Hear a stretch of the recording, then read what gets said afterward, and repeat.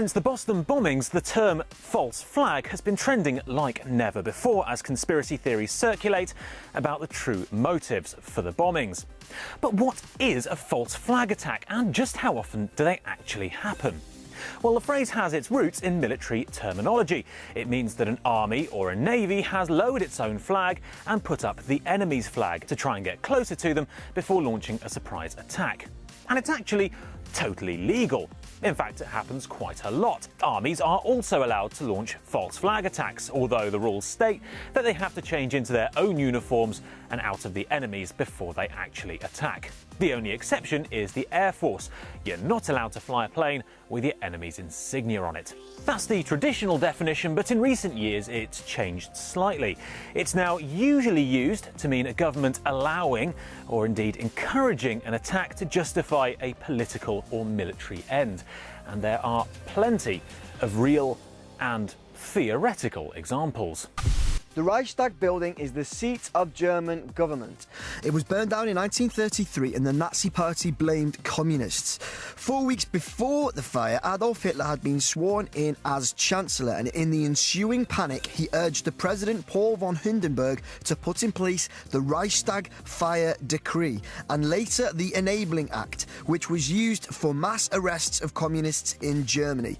So with all of the best communist candidates gone or in jail, Hitler's Nazi Party consolidated their power, and we all know how that ended. There's still a debate about whether the communist Marinus von der Lubbe, who was executed for starting the fire, acted alone in the attack.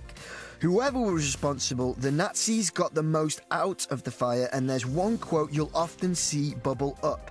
I heard with my own ears how Göring broke into the conversation and shouted, "The only one who really knows about the Reichstag building is I, for I set fire to it."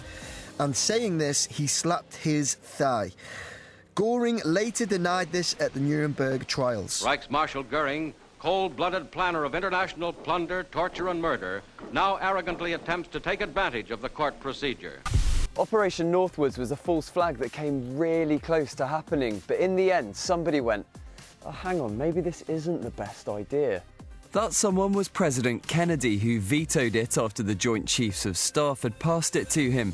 The US wanted justification for a military intervention in Cuba. The plan was multifaceted, but included shooting down a chartered plane carrying college students en route to the Caribbean and making it look like a Cuban MiG was responsible.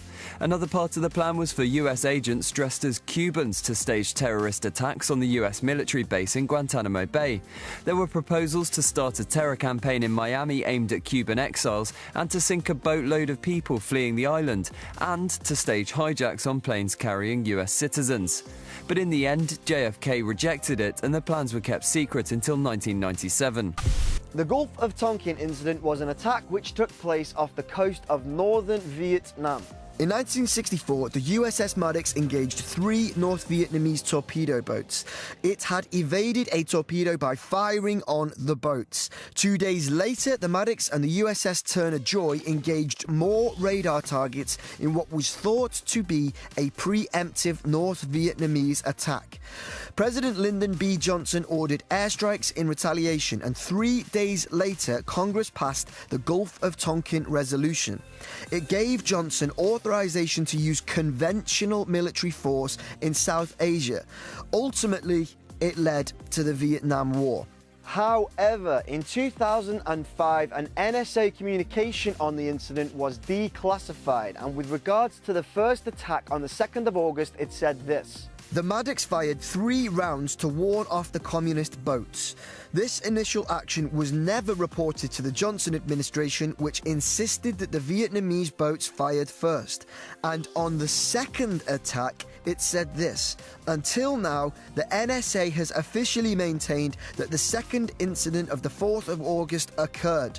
First, it is not simply that there is a different story as to what happened, it is that no attack happened that night. In truth, Hanoi's Navy was engaged in nothing that night but the salvage of the 2 boats damaged on the 2nd of August.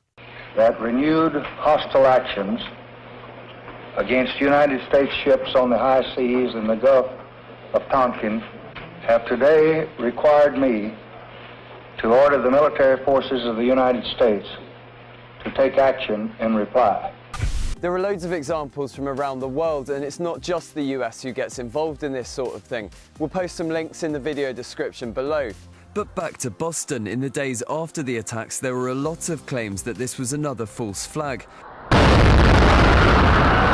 So Alex Jones produced a video on this, claiming to prove that US agencies were involved in the Boston bombings. We'll give you a link to that so you can listen to his arguments. But whether or not this was a false flag, we're unlikely to get official confirmation until the US government releases its documents, and that won't happen for years. If you like this video, check out the other videos in this M-board, and don't forget to subscribe to the channel. The button's up there somewhere. Leave your comments, we love comments, and we'll see you again soon.